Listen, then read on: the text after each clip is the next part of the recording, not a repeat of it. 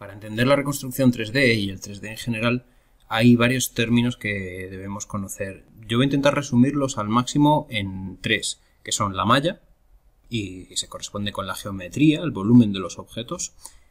La textura o material, ¿vale? Son conceptos levemente diferentes, pero aquí los vamos a emplear casi como lo mismo, que es la superficie.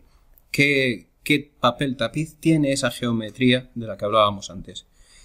Y por último, otro concepto más, que es el render. El render es el procesado a imagen de todos estos modelos. Estos modelos en realidad no son nada, no son más que vértices hasta que no los procesamos. Ese proceso, que se ayuda además de la iluminación, que podría ser otro término a definir, etc.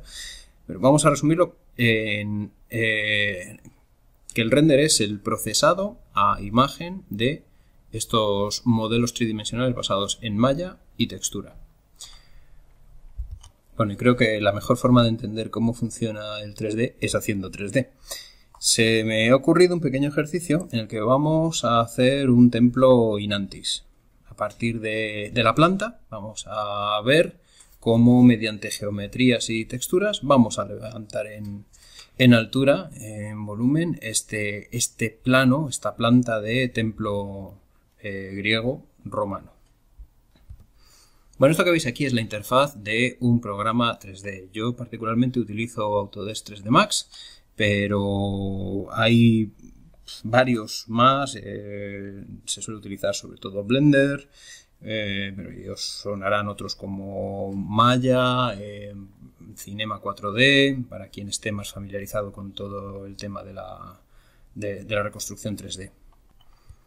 Lo que veis aquí son las cuatro vistas principales. La vista superior del objeto, la vista frontal, la vista lateral izquierda y una vista en perspectiva. De momento no tenemos nada, tenemos simplemente una rejilla para más o menos calcular nuestras distancias.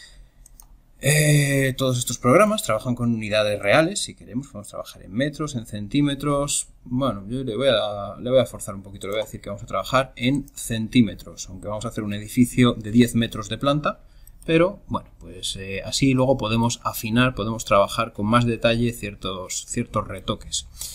Entonces voy a empezar creando en la vista superior un plano, ¿vale? Entonces crear primitivas estándar, ¿vale? Las primitivas son los objetos poligonales más básicos que hay, los podemos encontrar en este programa aquí o en esta sección también, en las estándar primitivas, y voy a crear un plano. Si quiero hacer un plano de 10 por 10 metros y estoy trabajando en centímetros, ¿cuántos centímetros son 10 metros? Pues son 1000 centímetros, así que 1000 y 1000 centímetros.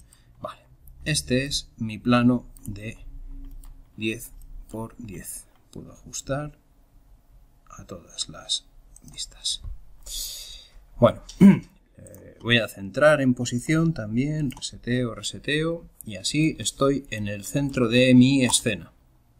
Bueno, pues esto ya estáis viendo una primera malla, ¿vale? Esto que estáis viendo, este alambre, quiere decir que este plano ahora mismo tiene por defecto 4 subdivisiones, le podríamos subdividir en más o en menos. Como este plano solo lo voy a usar de referencia, pues le doy el mínimo de vértices. Bien, y aquí lo que veis, lo que estáis viendo como malla en el resto de vistas, lo estáis viendo como un sólido, ¿vale? Esto es el default shading, es digamos, una vista con un sombreado y una cobertura básicas. Bueno, pues si ya había hablado de malla, aunque la vamos a seguir desarrollando, una malla como polígonos, ahora vamos a añadirle una textura, vamos a añadirle una imagen, que es esa imagen de referencia de la planta del edificio que quiero reconstruir. Bueno, pues para eso lo que tengo es que crear una galería de materiales. Ahora mismo tengo un montón de materiales vacíos que no tienen ninguna personalidad. Este lo voy a llamar referencia. Y entonces, en donde pone canal difuso, ¿vale? No voy a entrar en detalles de lo que son cada uno de los canales, solo os mencionaré en este curso pues los más curiosos. El difuso es la superficie del objeto, ¿vale? O sea, simplemente imaginad una manzana la que queráis, la golden, la rinita, la que sea tal. Una manzana, por ejemplo, roja con sus motitas, es roja con motitas si está en una habitación con luz. Si no está en una habitación con luz, la manzana es negra. Entonces, ese es el diffuse color, ¿vale? Lo que sería la superficie de un objeto en función de la luz. Y luego vamos a ver algunos otros parámetros para dar rugosidad, como es el bump, para dar volumen, para, digamos, hacer que la imagen se salga del lienzo y tenga profundidad. Lo haremos para las piedras con el displacement. Bueno, pues si yo ahora este material le doy aquí a asignar material o directamente se lo arrastro, ya tenemos la imagen en mi planta. Bueno, pues creo que lo mejor es empezar por lo que es el edificio interno para que los escalones, digamos, el pedestal sobre el que está subido no nos tape las referencias. Entonces, bueno, vuelvo a las 4 vistas. A esta le vamos a decir que también esté visible en sólido. Y entonces vamos a crear una primera caja para el primer pilar. Como veis, hago la X, la Y y la Z, ahora en profundidad. Y en la derecha, en el cuadro numérico de la derecha, tenemos los números, ¿vale? Los valores en centímetros de lo que estoy levantando. Vamos a decirle, por ejemplo, que tenga 2,5 metros. Vamos a hacer, bueno, un templete que tenga una cierta entidad.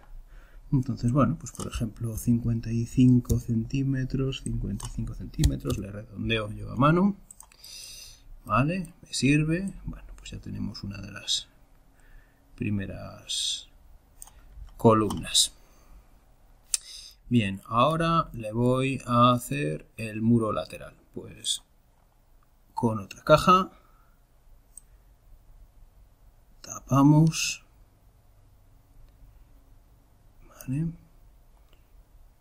Subimos también, más o menos lo mismo, 250.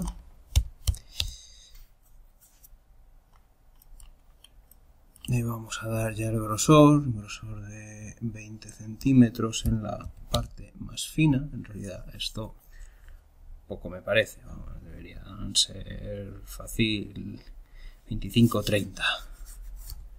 Vamos a darle 30 centímetros de grosor.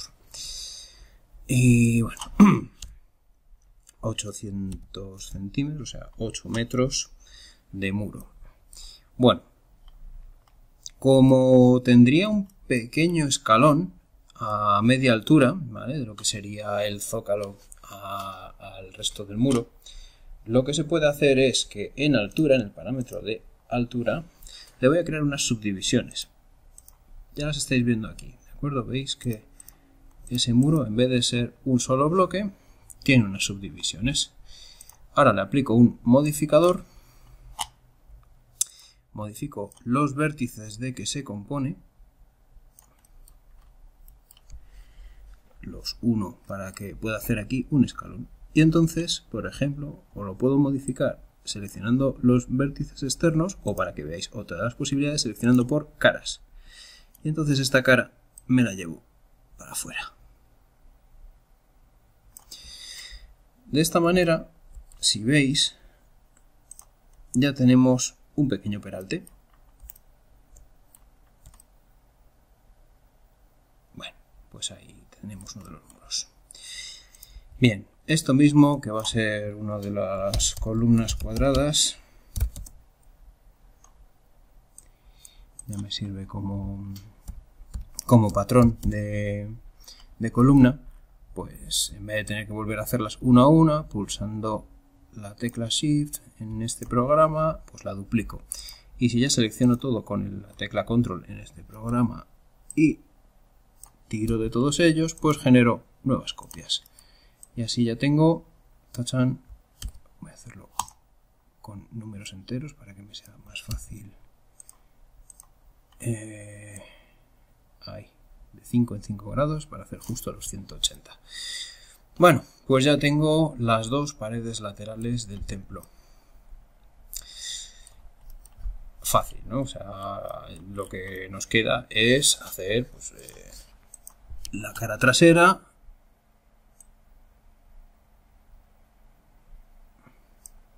También con su cierta profundidad, hemos quedado que unos 30 centímetros de profundidad. Y en este caso, como vamos a hacer un tejado a dos aguas, pues lo que más cómodo me va a resultar es también no solo partir para hacer el mismo peralte que hemos hecho aquí detrás en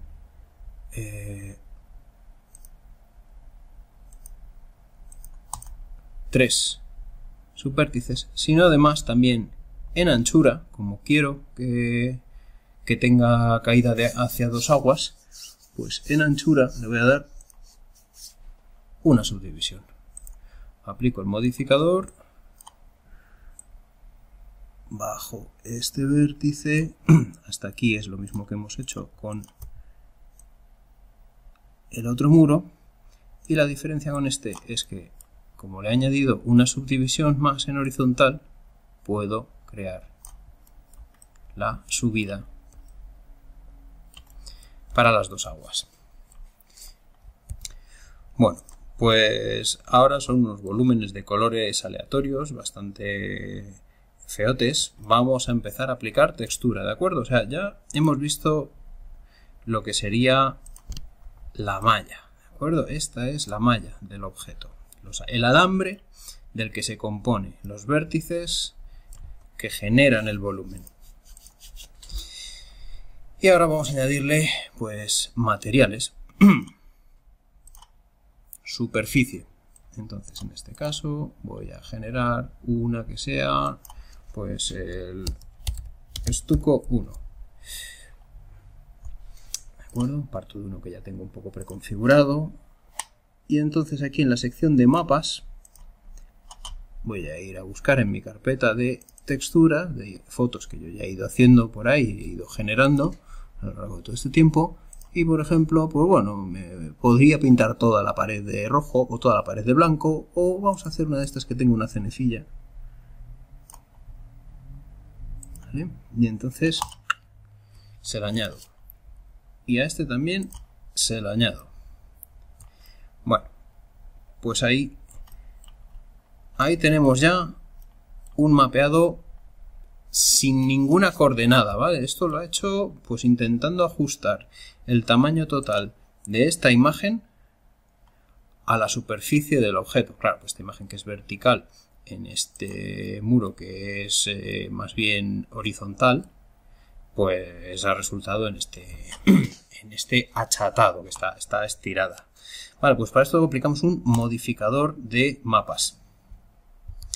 Bueno, pues ahora que ya tengo un modificador, yo puedo decidir cómo quiero que se comporte esta textura.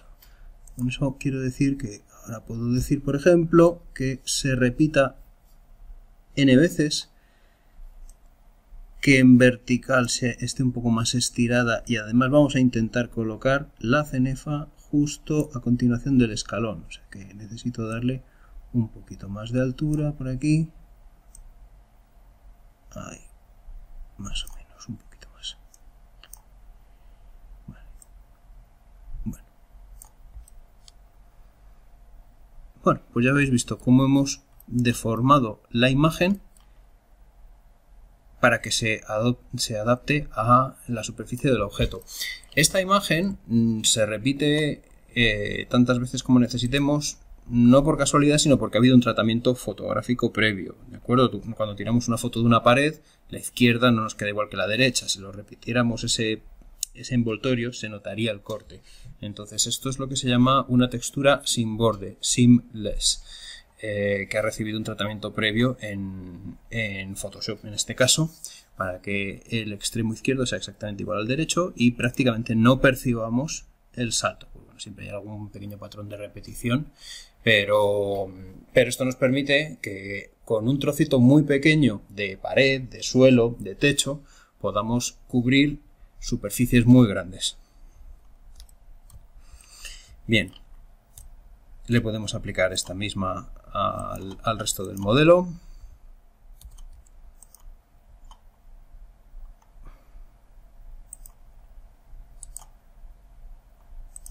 Copio la propiedad y así en este no tengo que volver a configurar.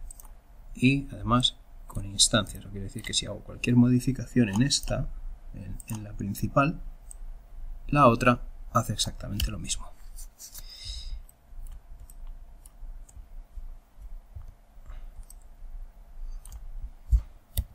Bueno, esta igual. Añadimos. Bueno, aquí voy a ir un poco rápido y os voy a ahorrar algunos de los pasos de ajuste. Le voy a añadir esta misma textura también a los 4 pilares de las esquinas y seguir. Bueno, pues ya tenemos este modelo, ¿de acuerdo? Tenemos algunas repeticiones que ni me voy a molestar en ajustar, porque como ahí va a ir tapado con el techo, pues nos da un poco igual. Vale, siguiente cuestión. Y así cambiamos un poco. Hasta ahora hemos trabajado solo con cubos. Vamos a hacer las columnas. Bueno, pues las columnas, por ejemplo, partimos de otro polígono diferente, otra geometría, que sería el cilindro. El cilindro mejor desde la vista superior, hago más o menos el grosor que le quiero dar y tiro para arriba. En este caso también, pues a todo le estamos dando 2,5 metros, pues 2,5 metros. Por defecto me da unas subdivisiones, ¿vale? Cuántas subdivisiones quiero darle a la columna, que en este caso sí que le voy a dejar unas cuantas, luego veréis por qué. Y lo mismo en número de caras. Pues bueno, cuanto mayor número de caras, pues mejor acabado da. Bien es cierto que en el mundo del 3D, aunque, o sea, cuantas más caras, evidentemente más información y más realismo. Pero también si este modelo 3D yo lo quisiera usar en gafas de realidad virtual, en un juego, en un teléfono, cuantas más caras y más vértices, más le pesa al sistema y más difícil es que vaya suave en las aplicaciones. Así que el número de vértices es muy importante para el resultado final que se vaya a hacer con los modelos 3D. Si se van a poner en un panel, o sea, se va a imprimir, o si se va a hacer un vídeo, da igual, se le puede poner todas las subdivisiones y todo el detalle, toda la calidad que se quiera. Pero si esto va a ser para un juego o cualquier cosa interactiva, hay que hacer un buen equilibrio de número de caras. Bueno, pues nos faltaría otro tipo de estuco. Vamos a poner el estuco limpio. Y entonces este estuco limpio va a ser pues con... Bueno, en realidad podría usar una parte del otro. Pues realmente si yo lo escalo lo suficiente, le aplico por supuesto un mapeado en modo cilíndrico y luego lo recoloco hasta que no se vea el rojo, pues resuelto queda. No sé en qué momento se me ha ido, y esto tiene que estar en 250 centímetros, es decir, 2,5 metros de alto. Bueno, pues primera columna, voy a configurar una bien hecha y la copio. Vale, pues esta columna a mí me parece que está demasiado gruesa, la verdad. Voy a darle 20. Y además le vamos a hacer una plataforma sobre la que pueda estar, pues igual que antes, con un cubo.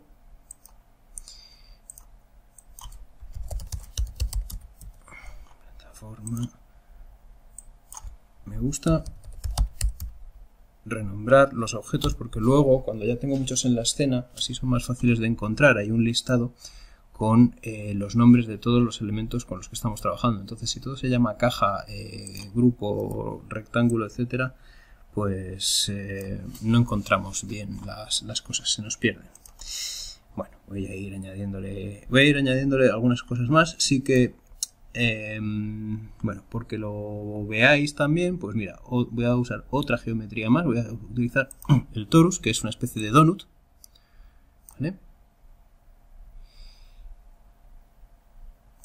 Ahí queda. Subo un poquito y diréis, ¿para qué? Pues para hacer el 1 para hacer los adornos, digamos, de la plataforma.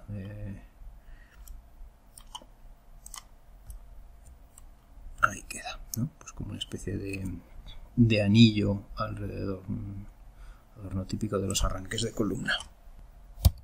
Añado también materiales. De momento estamos siendo parcos en materiales, porque la verdad que la mayoría de las cosas que hay aquí se pueden solucionar con los mismos. Este y este. Bueno, duplicando además puedo hacer su inverso.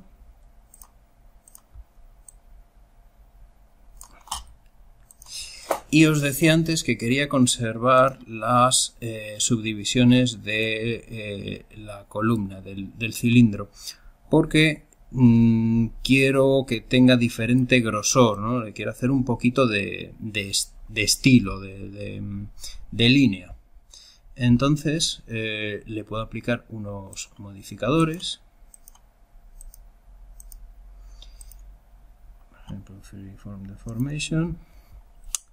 Y voy a hacer que en la parte superior sea bastante más delgada. En esta parte la voy a aplastar un poquito hacia abajo y también en el arranque levemente más delgada. Bueno, pues así le hemos dado un poquito de estilo a la columna. Igual no me acaba de convencer mucho lo de... no, vamos a hacer progresivo.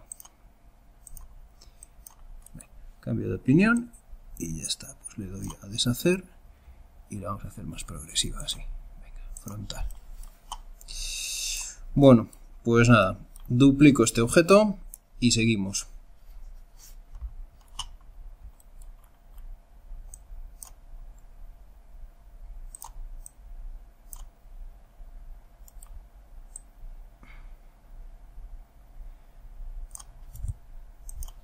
Vale. Ya tenemos prácticamente la estructura de calle. Nos faltaría la entrada. Y como la entrada es un poco más compleja, pues en vez de hacerla con una forma poligonal, la voy a hacer con una forma de líneas por vértices. Me amplío una de las vistas, pincho aquí y ya me sale el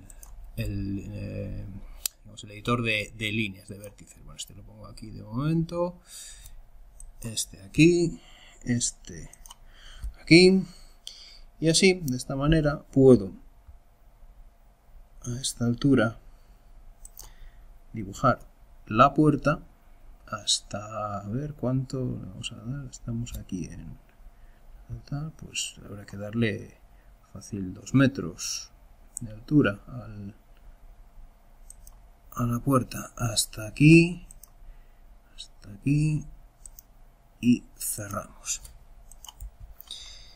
Bueno, de momento no es más que una línea, ¿vale? Termino de ajustar por aquí. Esto va a ser la frontal. Como no me llegaba el encuadre hasta arriba, no lo he podido corregir. Ahí estamos. Bien, pues a cualquier objeto que es plano, que es de 2 dimensiones, se le puede añadir una extrusión, que significa que le des profundidad. Y ya se convierte en un objeto de 3 dimensiones. Bueno, pues ya tenemos este, y lo mismo le aplicamos la misma textura y modificamos. Como a partir de aquí va a ser una pequeña variación sobre lo que os he contado, lo paso acelerado para no aburriros y enseguida vuelvo a estar con vosotros.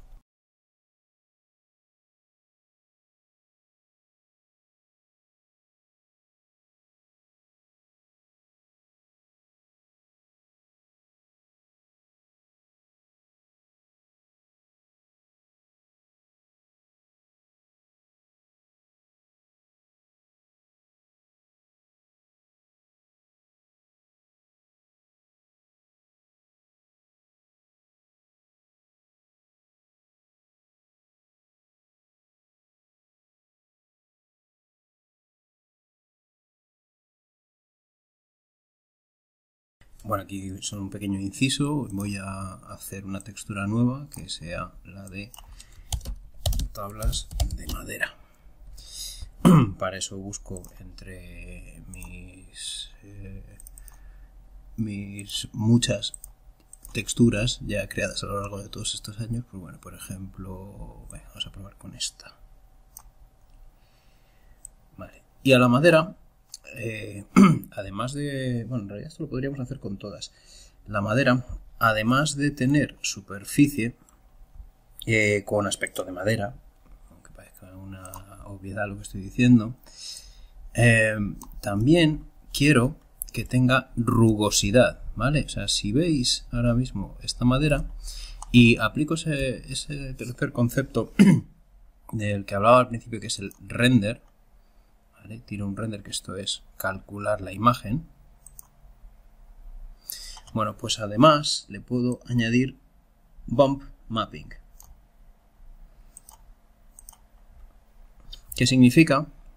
Que utilice también esta misma imagen y su escala de grises para generar sensación de rugosidad, donde los colores más claros están más hacia arriba, los colores más oscuros están más rehundidos. Para que se note más la diferencia, en vez de renderizar entera la vista, solo voy a aplicárselo a un trocito.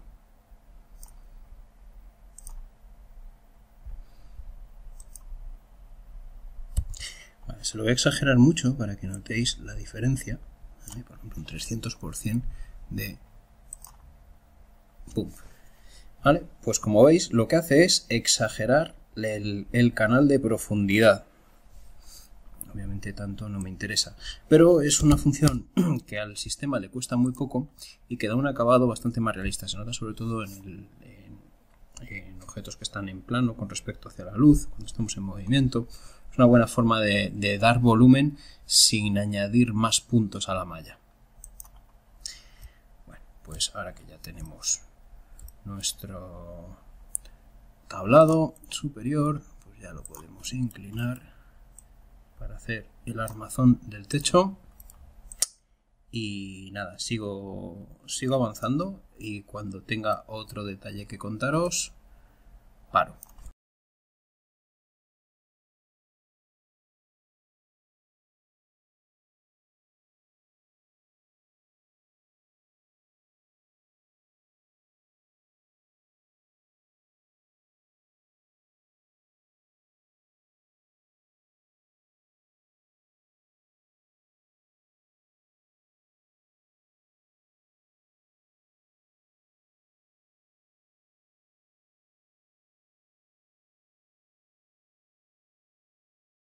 Para la puerta voy a crear otra textura de madera individual,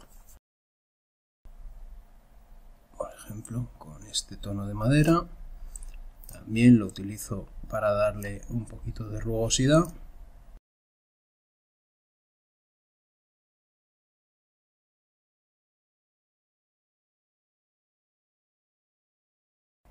Ahí decidimos cómo se distribuye la textura de madera a lo largo de la superficie.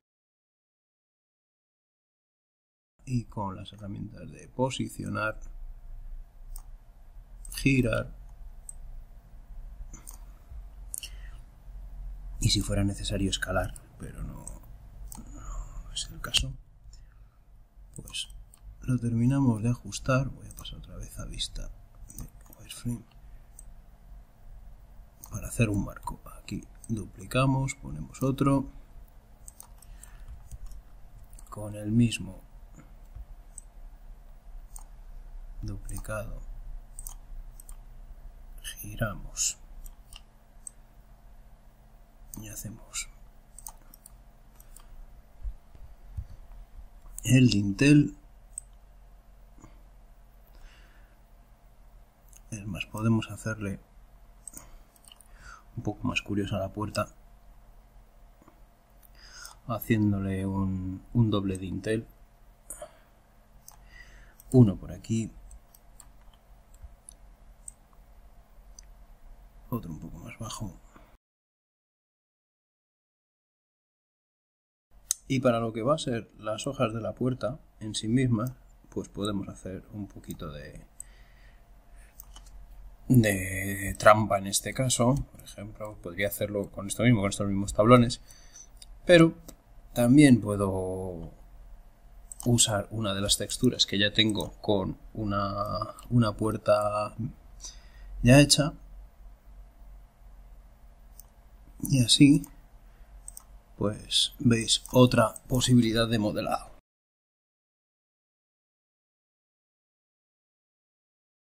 No son unas puertas de lujo, que digamos, probablemente no serían las que llevaría un templo, pero bueno, pues de momento con esto nos sirve como idea de cómo se podría hacer también una puerta. Esta además ya lleva pues eso, su suciedad abajo, de nada, esto es una puerta rústica, ¿vale? Esta es una textura que utilizo para cuestiones más domésticas, más del mundo rural. Creo que el modelo me está pidiendo que le amplíe el tamaño de la puerta.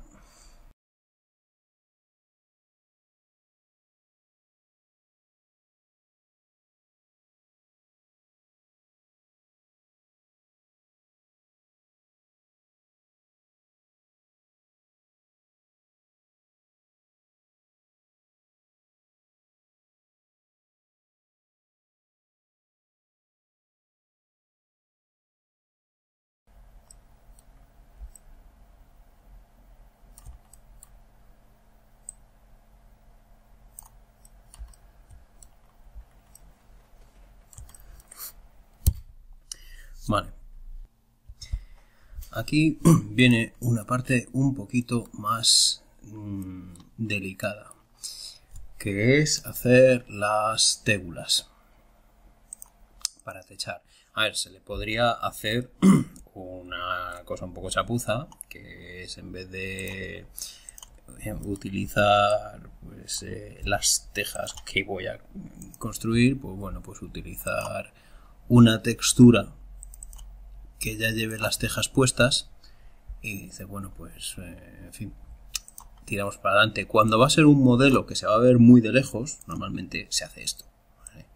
Para no tener que consumir el tiempo que nos llevaría hacer las tejas. Entonces, bueno, pues se le pone una textura de teja, se le adecua a lo que haga falta, ¿vale? Y bueno, pues más o menos se apañaría. Pero, claro, esto en cuanto te acerques vas a ver que es falso, ¿vale? Que es imagen plana. Así que como me interesa hacerlo en alta calidad, vamos a hacer un patrón de teja. Tégula e imbrex. Como sabéis, la teja romana se compone de dos piezas.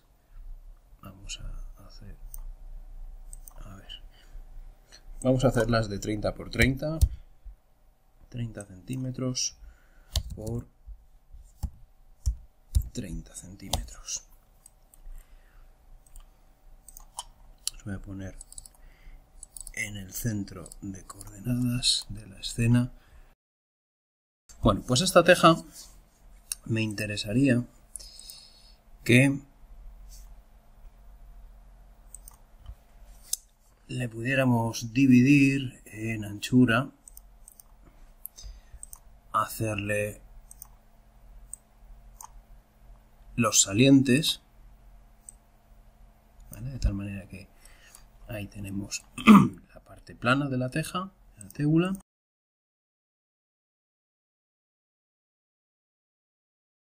Pues con los modificadores ya me he llevado los vértices hacia los lados. Ahora selecciono, por ejemplo, estas dos caras y les doy una pequeña extrusión. Eso que habíamos visto que se podía hacer con los objetos que eran planos, pues a esas dos caras que son planas las he extruido para sacarle el carril de la tégula.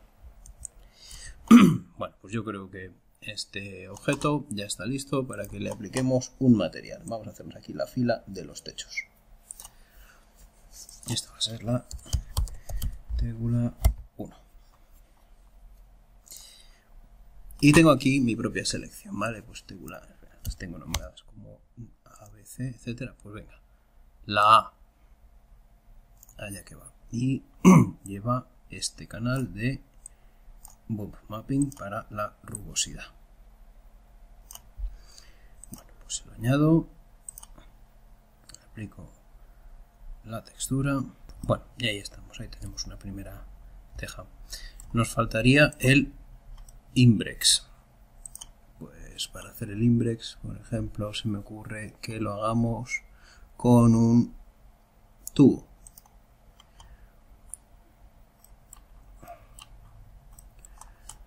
Un tubo que tendría su vértice más o menos por aquí. Bueno, ahora lo terminamos de ajustar. Y que tenga 30 centímetros de profundidad. 30, el radio interior un poquito más, vale, y vamos a abrirlo desde, pues sí, desde, bueno, tiene que ser media circunferencia, con lo cual 90 y menos 90.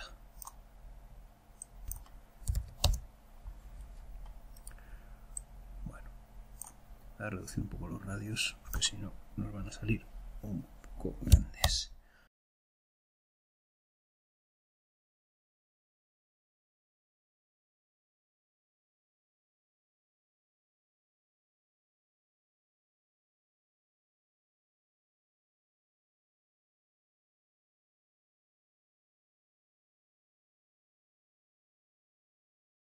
Pues tenemos entonces esto así.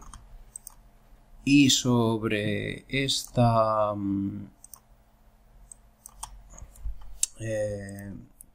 sobre la cara trasera vamos a añadir un escalado para que sea pues eso más delgado en la parte inicial de la teja, ¿vale? Está un poco exagerado, yo creo que a lo mejor no tiene que ser tanto. El caso es que cada fila de tejas tiene que encajar con la siguiente. O sea, perdón, cada fila de Imbrex. Bueno, pues mira, con este patrón más o menos estoy contento. Así que este patrón de trabajo lo voy a agrupar.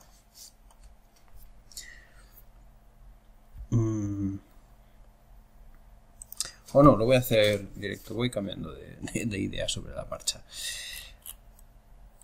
Vale, vamos a ver.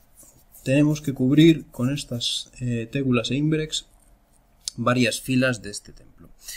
Entonces, esta superficie eran más o menos 800 centímetros, ¿vale? 8 metros. Así que voy a hacer una referencia aquí también de 8 metros para saber dónde termina. En realidad van a ser un poco menos, pero bueno.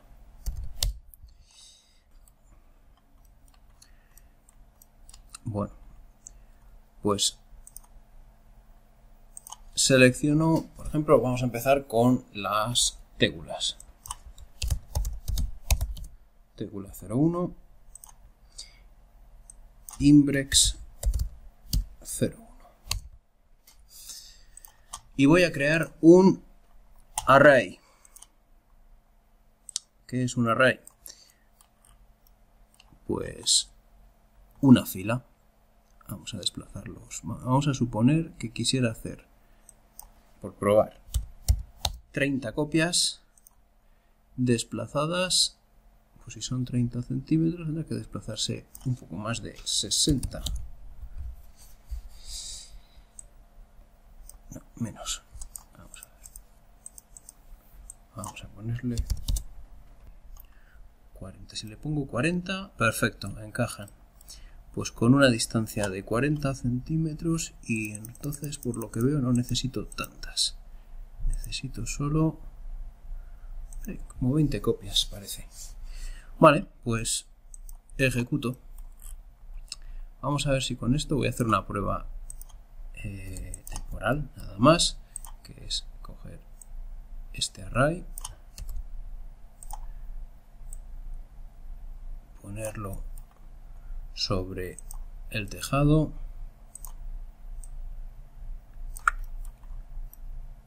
y sí, más o menos.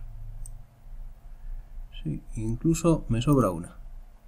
19 copias, o sea, 20 tegulae caben en este techo. Bueno, pues sabiendo esto, hago lo mismo con los Imbrex. Genero un array de 19 copias, también separados en... vale, en este caso el eje de transformación lo considera que lo tiene en otra dirección, así que debe ser 40,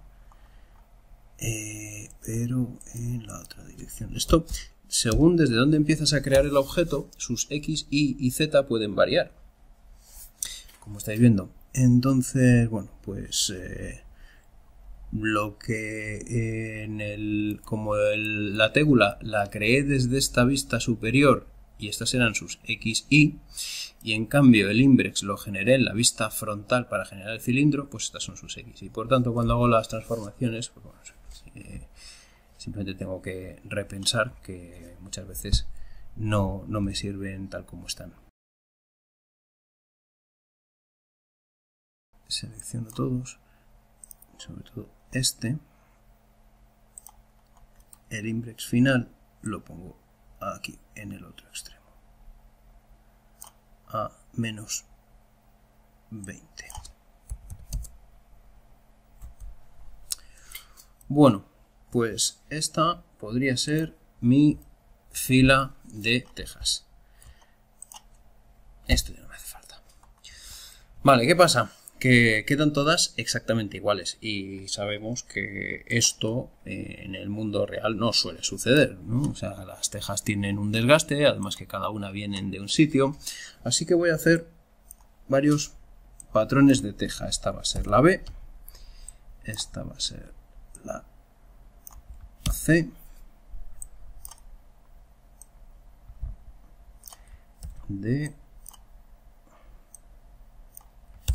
E,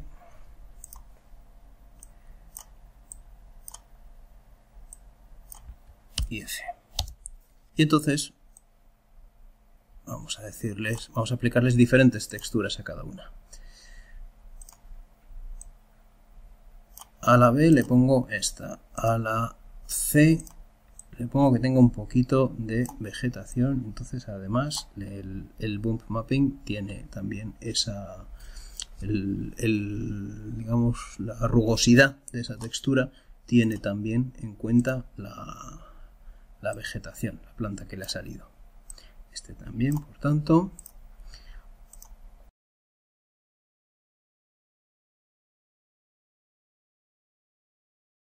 Bueno, pues con esto yo ahora lo que puedo es aplicar así un poco a mano esta aleatoriedad para que no queden todas exactamente iguales.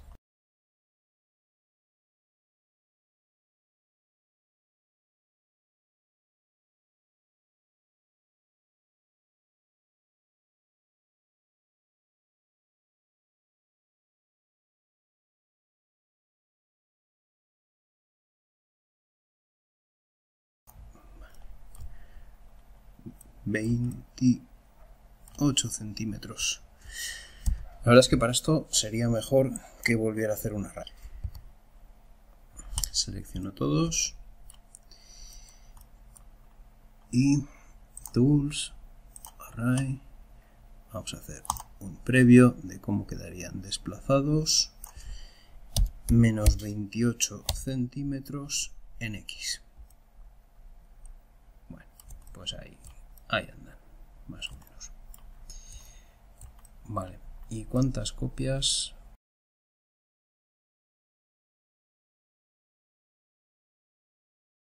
Y volvemos a remapear.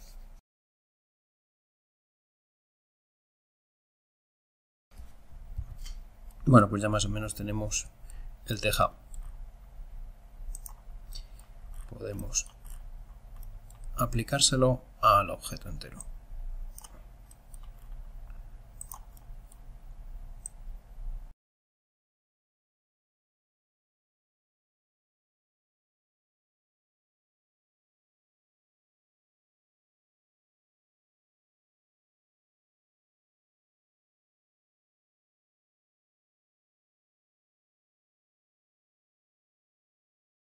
Vale, por lo que veo al final le he dado 30 grados de inclinación al techo.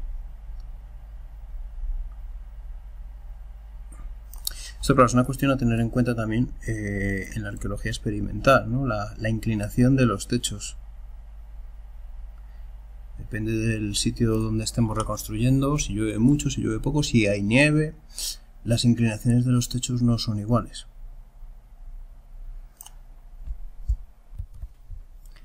Vale. Duplico para hacer el otro lateral.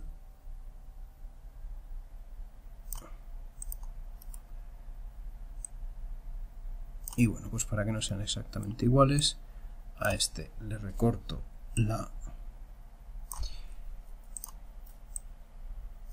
las últimas 5 filas, porque me había quedado, en cualquier caso, me había quedado amplio. Y a estos le recorto las 5 primeras. Y así, pues bueno, da un poco la sensación de aleatoriedad de tejas, ¿no? De que no se está repitiendo siempre el mismo patrón. Bueno, todavía habrá que arreglar algunas cuestiones, ajustar algunas alturas de muros, este por ejemplo, que me lo he llevado demasiado arriba y tendría que quedarse aquí. Bueno. Y quedaría hacer la conversión a imagen, ¿no? Ese proceso que llamaba render.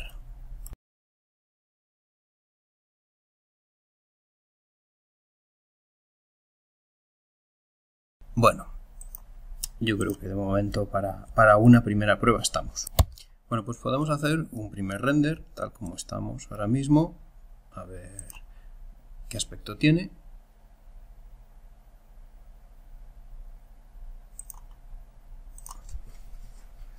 Vale, con un motor de render por defecto, sin haber tocado mucho. Es que se notan las rugosidades, igual me he pasado aquí con el bump mapping. Bueno, más o menos está bien, pero no hemos configurado nada, o sea, no sabemos de dónde viene esa luz ni nada. Entonces, bueno, que sepáis que se pueden hacer además luces. Por ejemplo, vamos a hacer vamos a probar de momento con una omnidireccional, ¿vale? Como si tuviéramos aquí una bombilla. Entonces, vamos a poner una luz, justo, bueno, para que lo veáis, dentro del pórtico. La situamos, ¿vale? Lo voy moviendo en todos los ejes. A ver, en el frontal más o menos está aquí. Ya la estoy viendo que está donde yo quiero, ¿no? O sea, si quiero moverme en la frontal, tengo que seleccionar desde aquí. Si la quiero mover más en profundidad, pues mejor en el lateral. Vale, vamos a tirar ahora el render. A ver, entonces, ¿ahora qué se parece? Claro, pues tenemos una única fuente de luz y bueno, pues como el modelo tiene grietas, tiene fisuras, pues deja pasar luz por algunos de los recovecos y eso es lo que se queda iluminado, ¿vale? Entonces, bueno, esta es otra trampa, esto es para que veáis. En el momento en que ponemos luces, el modelo ya sí que empieza a responder a ellas. Ahora me la llevo fuera, la pongo por aquí arriba, repetimos y vemos cuál es el resultado. Bien.